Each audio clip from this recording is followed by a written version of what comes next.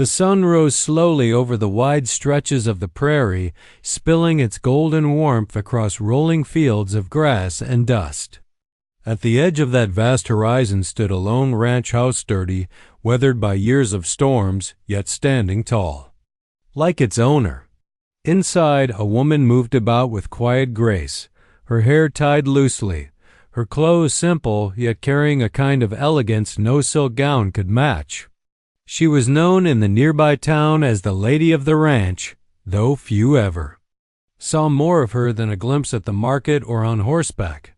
She lived alone, but not without company. The yard was alive with the soft nickers of horses leaning over the fence for her hand, the eager barking of loyal dogs racing across the dirt, and the clucking of hens that followed her like children trailing after their mother. Each animal responded to her voice as though they understood her heart. To her, they were not just creatures of labor or utility, they were family. The lady's days began before dawn. She saddled her chestnut mare Bella and rode the pastures to check the fences. Later, she brushed her dogs until their coats shone, fed the chickens, and tended to an old sheepdog that had grown too stiff to run with the others. There was rhythm and peace in her life, a solitude that was chosen rather than imposed, but the neighbors whispered stories when they spoke of her. Some said she had once been courted by the wealthiest cattle baron in the county only for his betrayal to leave her heart scarred. Others believed she had lost someone, perhaps a fiancé, perhaps a husband in the rough, unforgiving West. Whatever the truth, the ranch lady never spoke of it. She simply smiled politely when asked and let her silence answer more than her words ever could. Despite her beauty, eyes like storm clouds, hair shining in the sun, a presence both tender and unyielding, she had no suitors left. Men had tried. They brought gifts, offers of partnership, even marriage, but she refused them all with quiet dignity. The land and her animals filled the empty places in her heart, and she told herself she wanted nothing more.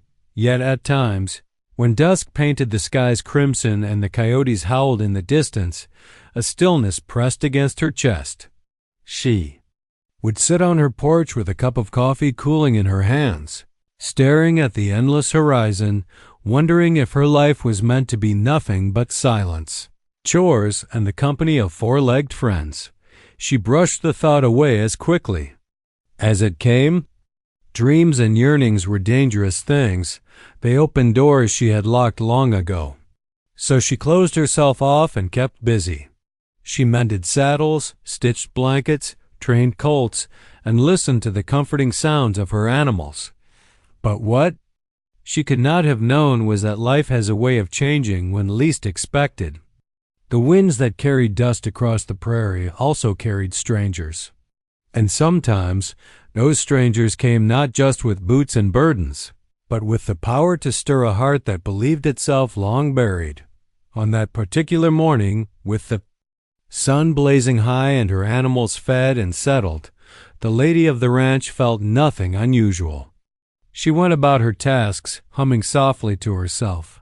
Yet the air seemed different, as though something unseen lingered just beyond the fences.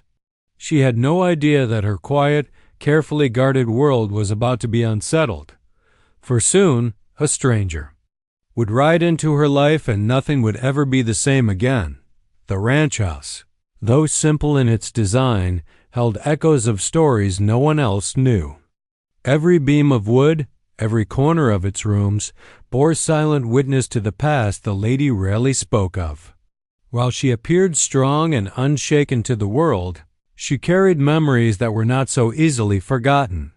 Years ago, before she chose solitude, she had been as lively as any young woman of the West. She laughed freely, her voice carrying over barn walls, and her future seemed bright as the open sky. There was a man once handsome, ambitious, with promises on his lips. He told her of dreams, to build a ranch together, to raise a family, to tame the wild land, and call it theirs. She believed him. Her heart, soft and trusting, had surrendered fully. But dreams can sour when met with greed. The man's ambitions grew beyond her. Land was never enough, cattle were never enough, and in his hunger for more, he betrayed not only their bond but the trust that had anchored her soul. Some said he left her for another woman with more wealth. Others whispered that he gambled away their savings and fled under the weight of debt. She never told the full story, but the pain it left behind was carved deep in her eyes. The betrayal hardened her heart. No longer did she see promises as comfort. She saw them as snares. Men who came after, whether kind ranch hands or wealthy. Merchants found her distant, her smiles polite but her refusals firm. She built walls, high and unyielding, and chose instead to pour her love into creatures that asked nothing of her but care and companionship. Animals did not lie. They did not abandon. They only gave back the affection she showed them. Still, there were nights when silence pressed too heavy. She would lie awake, hearing the restless shuffle of horses in the corral, the lonely howl of coyotes, and the hollow ache inside her chest. She wondered if perhaps she had been foolish to close herself off. Yet pride and fear always kept her still. Her neighbors speculated, as small communities always did. At church, women whispered about her behind gloved hands. Some pitied her, believing her too heartbroken to move on. Others envied her beauty and independence, masking their envy with scorn. The men who once courted her sometimes joked among themselves that she was untamable, a wild mare who'd bite before she'd ever allow a bridle.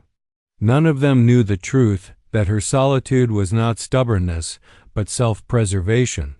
And yet, as much as she tried to bury the past, it lingered. Certain songs on the wind, certain scents like the smoke of mesquite wood or the leather of a freshly saddled horse would pull her back to moments she tried to forget. His laughter, his touch, the promises he once whispered. Promises that turned to dust. She told herself she had grown stronger because of it. She told herself that needing no one was a kind of freedom. Still, a quiet voice inside her heart disagreed. It whispered that freedom was not the same as happiness. It was during one of those evenings, while she mended a bridle by the fire, that her thoughts betrayed her. Her eyes lingered on the flames, and she found herself wondering what life might have been if things had gone differently. Would her home be filled with children's laughter? Would her table have been set for two instead of one? She shook the thoughts away angrily, refusing to indulge them. She had vowed never to let her heart be conquered again, never to give a man the chance to wound her twice. Yet vows, like walls, can be tested. And fate, unpredictable and relentless, was already stirring beyond her fences. For somewhere on the horizon, a stranger was riding closer each day. He carried his own scars, his own burdens, but unlike the man from her past, his presence would not destroy her. It would challenge her. It would awaken the heart she thought she had buried for good. The past had written her story in whispers of pain and betrayal. The future, though, was waiting to write something entirely new. The prairie often carried surprises, though most of them were small storms that rolled in without warning, coyotes that slipped through fences, or strays wandering into the corral. But on that day, the surprise came in the form of a man. It began with the dogs. They barked before she saw anything, their sharp cries echoing across the ranch yard. The lady, brushing down her mare at the time, stiffened. Few visitors came out this far, and when they did, they always announced themselves with the sound of wagon wheels or the dust of a known rider. This was different. She stepped onto the porch, wiping her hands on her apron. From across the field, a lone figure was approaching on horseback. His clothes were travel-worn, his hat pulled low, and his horse bore the look of a beast ridden too far, too fast. The man swayed slightly in the saddle, as though exhaustion clung to his bones. Her first instinct was caution. She lived alone, and she knew well enough that not every stranger who came through the West was a friend. But she also noticed the limp of his horse, the slump of his shoulders. Something in the picture spoke more of desperation than threat. When he reached the gate, he dismounted slowly, wincing as his boots hit the ground. Dust clung to him like a second skin. His eyes, dark, searching, lifted to meet hers. For a moment, neither spoke. The only sounds were the restless shuffling of his horse and the growl of her dogs at his heels. "Ma'am," he said at last, his voice hoarse, edged with weariness. "I don't mean to intrude. Just need a place to rest. Maybe some water for my horse." Her grip tightened on the porch railing. His manner was polite, but she had learned long ago that manners could be masks. "Strangers don't usually ride this far without reason," she answered cautiously. He gave a faint, humorless smile. "You're right about that." She studied him. The lines of hardship were etched into his face, yet there was no cruelty in his eyes. He looked like a man who had traveled too many miles with too heavy a burden. Against her better judgment, compassion stirred within her. With a curt nod, she gestured to the well. "You'll find water there. The trough's just beside it for your horse." "Thank you," he said simply, as though the words cost him little pride. She remained on the porch, arms crossed, watching as he led his horse to drink. The animal drank greedily, sides heaving from the journey. The stranger leaned against the well, shoulders sagging. It was clear he had not rested properly in days. The dogs quieted, circling him warily, then strangely settled. They sniffed. His boots, tails flicking, and one even sat at his feet as if he belonged. The lady's brow furrowed. Her animals were good judges of character. They rarely trusted outsiders so quickly. Finally, he turned back to her. "I'll be on my way once my horse catches his breath. Don't want to trouble you longer than I already have." She hesitated. Every instinct told her to keep her distance. Yet there was something about him, something unspoken, something weary but honorable that tugged at her guarded heart. She remembered the long, empty nights, the silence that sometimes pressed too heavy. Against her will, she heard herself say, "You can rest on the porch a while. Sun's still high, you'll burn out there." His eyes flickered with surprise, then softened with gratitude. "I appreciate that, ma'am." He sat on the edge of the porch, careful not to crowd her space, and removed his hat. Dark hair, tangled by wind and travel, fell across his brow. He didn't pry, didn't speak more than necessary. He simply breathed, as though just being there was a relief. The lady folded her arms tighter across her chest, torn between curiosity and caution. Who was this man, this stranger who had stumbled into her world? She told herself he would leave soon, that it was only a passing encounter. But in the quiet of her heart, she sensed something shifting. This was no ordinary visitor. Fate had delivered him to her doorstep, and whether she welcomed it or not, her carefully guarded life was no longer untouched. The stranger had arrived, and with him came the first crack in the wall she had built so carefully. The days that followed were not what the ranch lady had expected. She had imagined the stranger would drink his fill, let his horse rest, then disappear beyond the horizon like dust carried off by the wind. But he lingered. At first, she told herself it was because the horse wasn't fit to travel, yet its limp was clear, and even she, hardened as she was, couldn't send a man riding off with an injured beast. But deep down, she knew there was something more. He offered no details about himself, no name, no story, just gratitude. And yet, each time she looked at him, she sensed the weight of secrets coiled behind his silence. The tension began with small things. He tried to help with the chores, though she never asked for it. When she carried buckets of water, he reached to take one.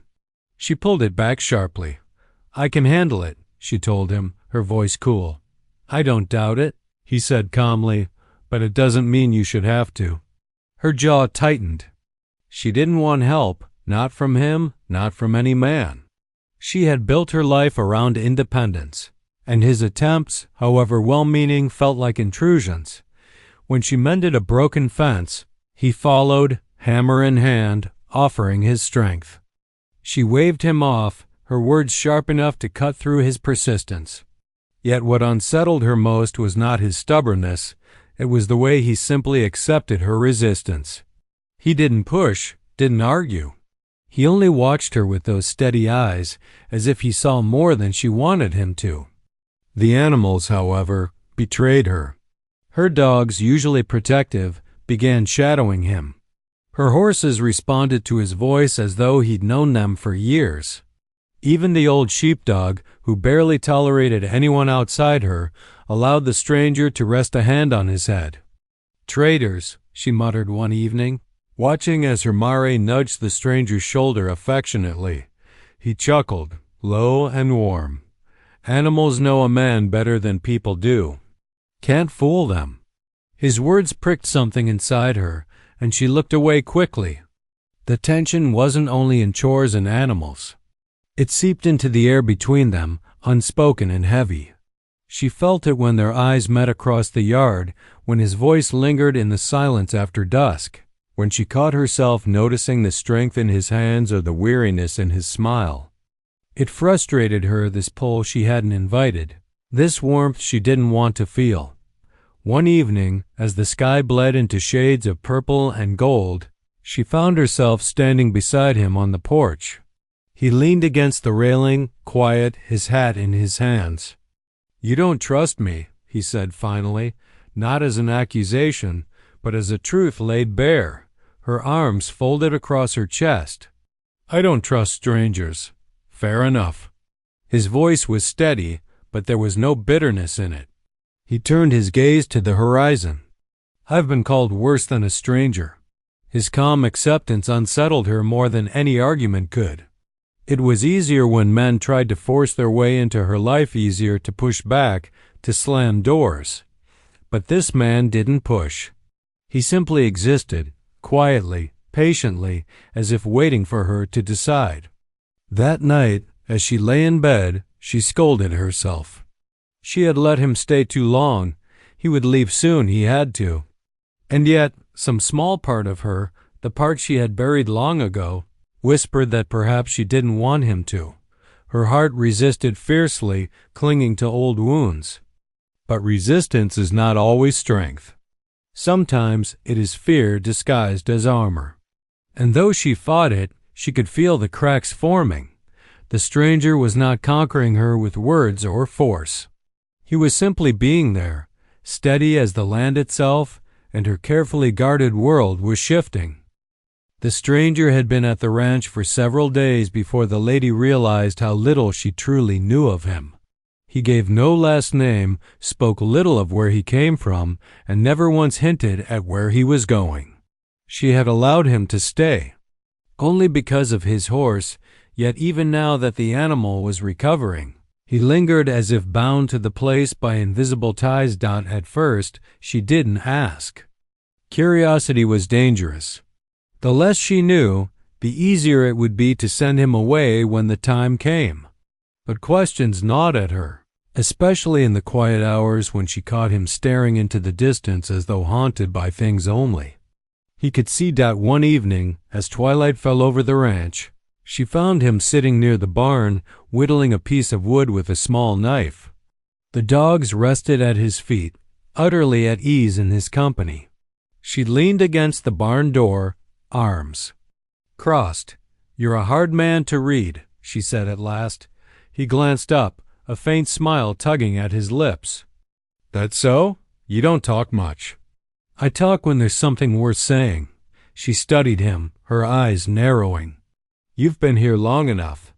I think I deserve to know at least who I'm letting onto my land."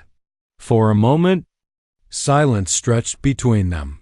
He ran the knife along the wood, shaving off another thin curl before setting it aside. His gaze lifted to hers, steady but shadowed. "My name's Daniel," he said quietly. "That's as much truth as I can give you without weighing you down with the rest." The cryptic answer pricked her temper.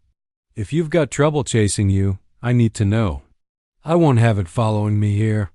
His jaw tightened, and for a moment she thought he would refuse. But then he sighed, running a hand over his face as though weary of the burden he carried. "There's trouble," he admitted.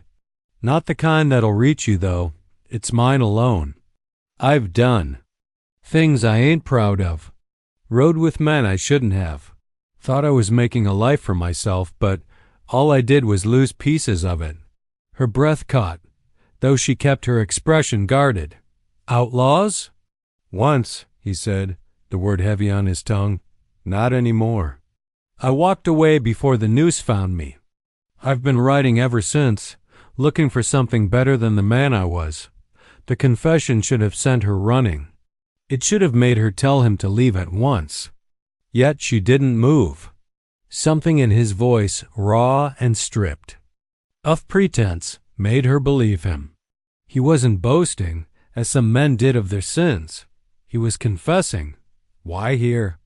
She asked after a long silence. His eyes softened, drifting to the horses grazing in the fading light.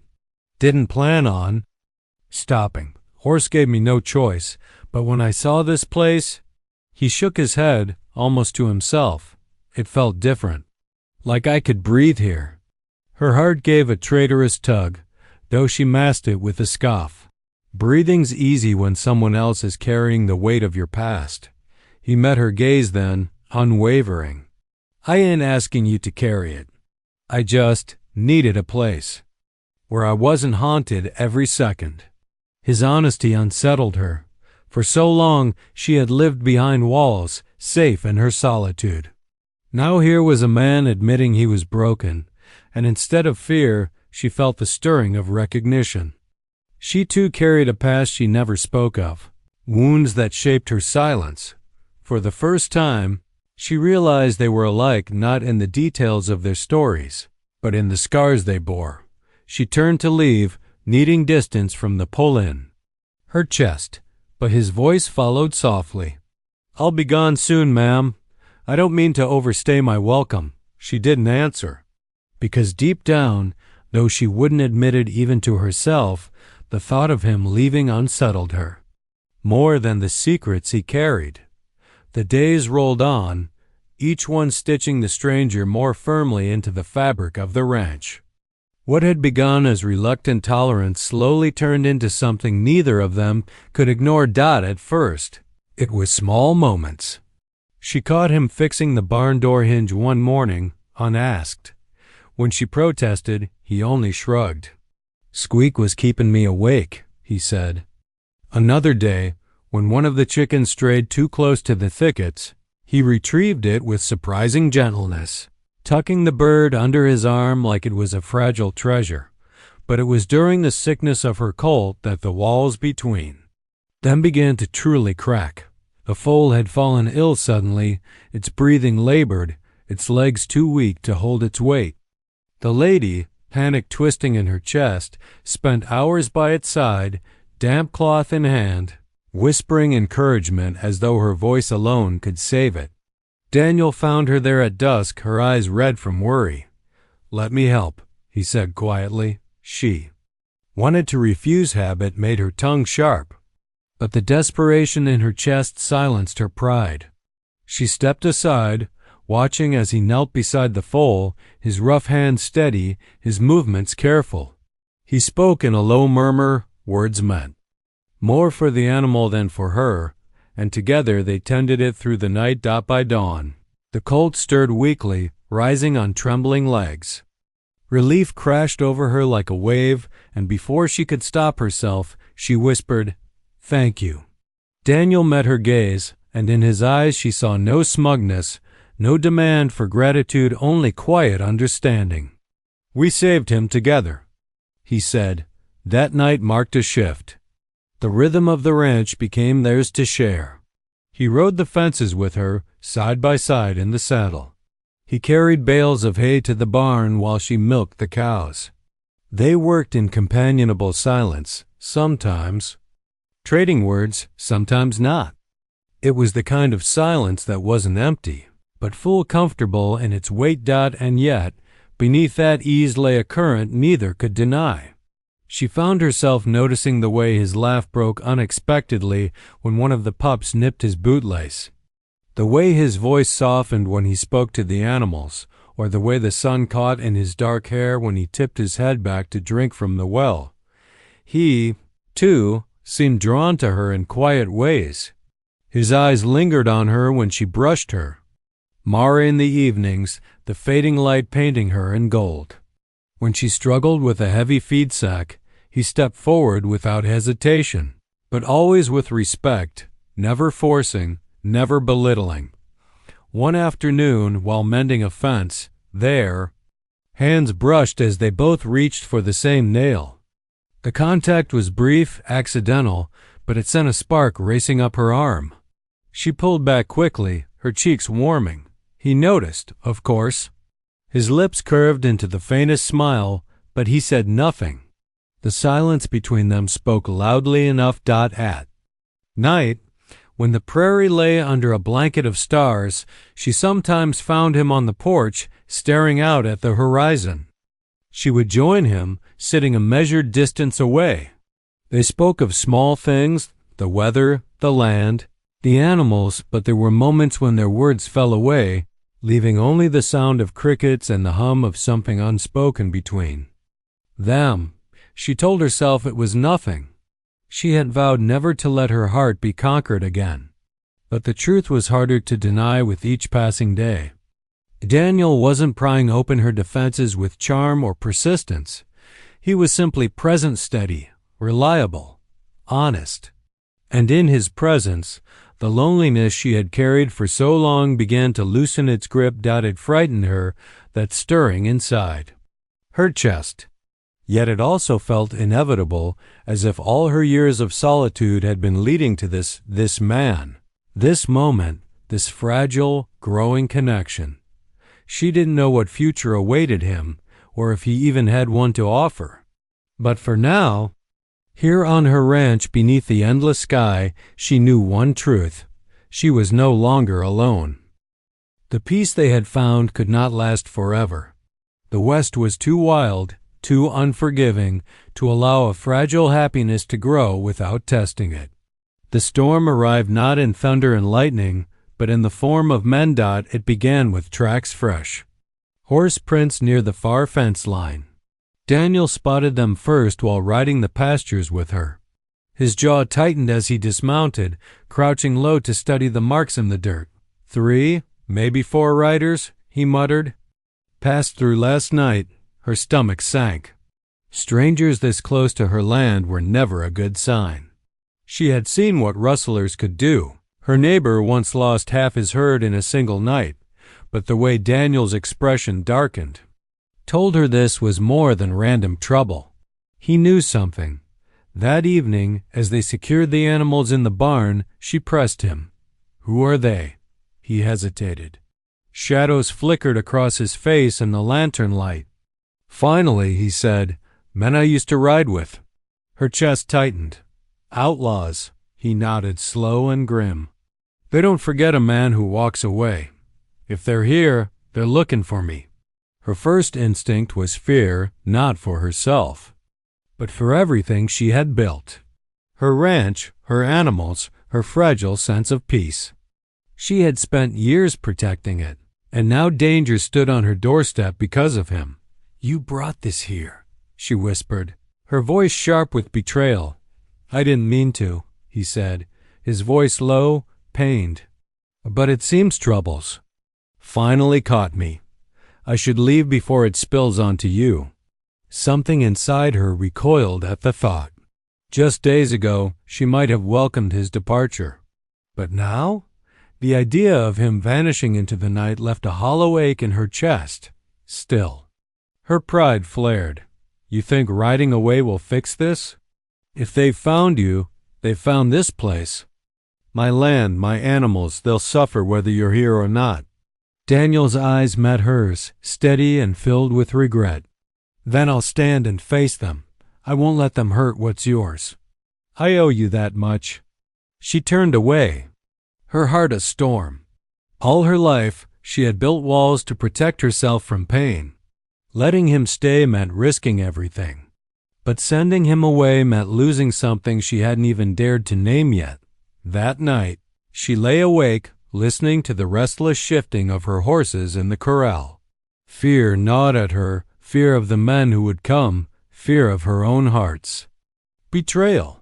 For so long she had vowed never to be conquered by love again. And now, here she was, torn between pushing it away or holding on with both hands. At dawn, the choice came. The sound of hoofbeats thundered across the prairie. 4 riders approached, dust trailing behind them like a warning. She stepped onto the porch, her shotgun clutched tightly.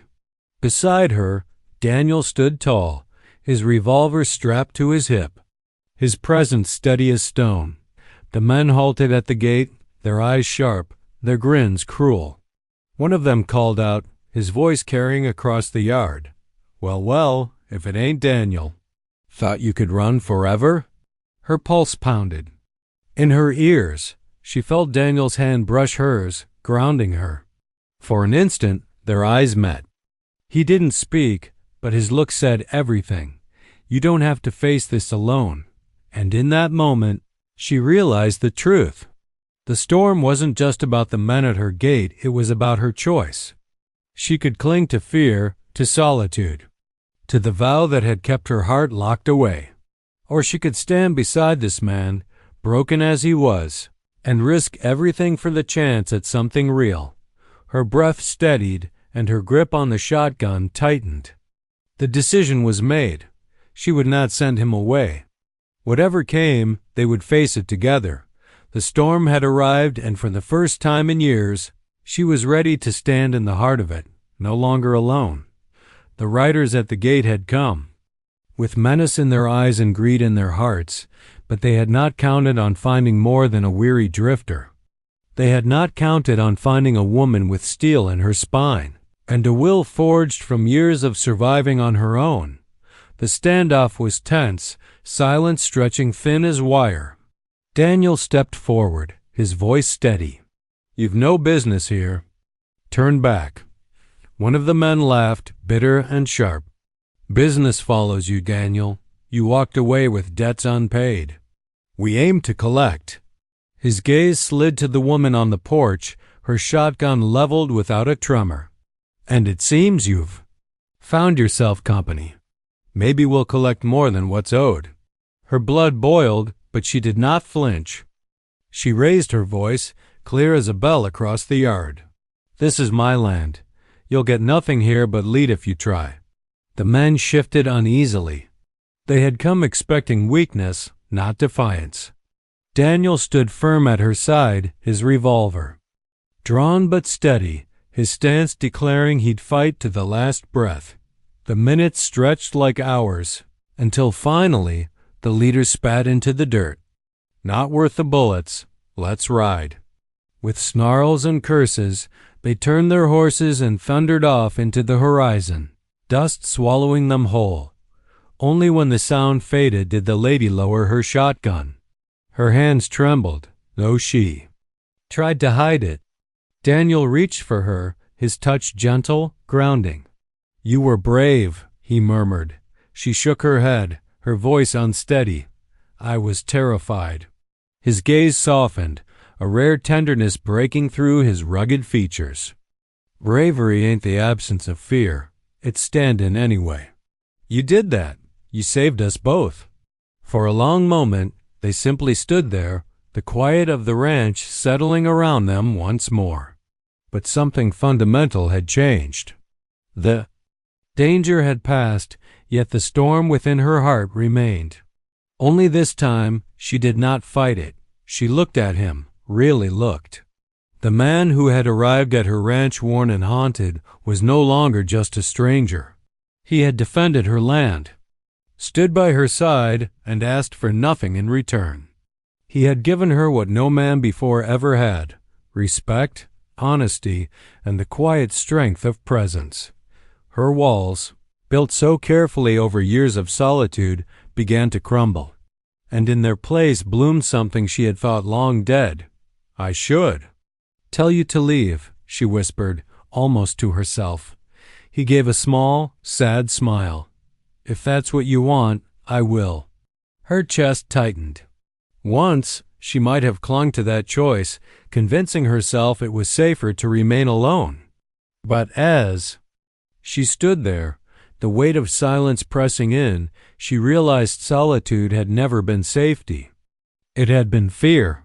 And fear had no place here, not anymore. She took a step closer, her voice firmer this time. "No, I don't want you to go."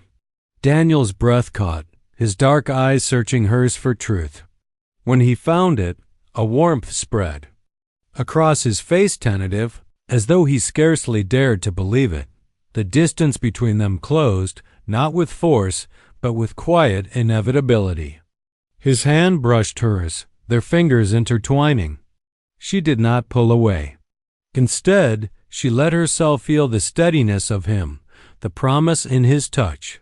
For the first time in years, she allowed her heart to surrender not to weakness, but to love, not conquered by charm or persistence, but by the simple, unwavering truth of a man who had chosen her and whom she had chosen in return.